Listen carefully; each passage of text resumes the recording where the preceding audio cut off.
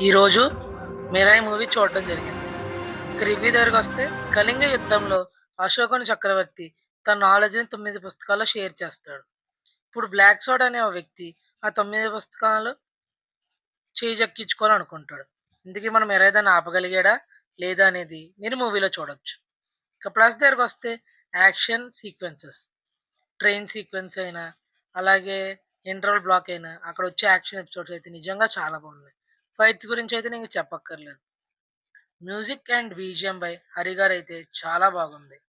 Especially 'జైత్రయ' song అయితే నాకు చాలా బాగా నచ్చింది.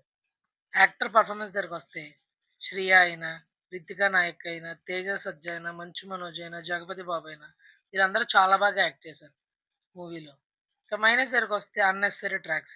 సినిమాలో కామెడీ కోసం కొన్ని అన్నెసెసరీ ట్రాక్స్ పెట్టారు. అవైతే నాకు నచ్చలేదు.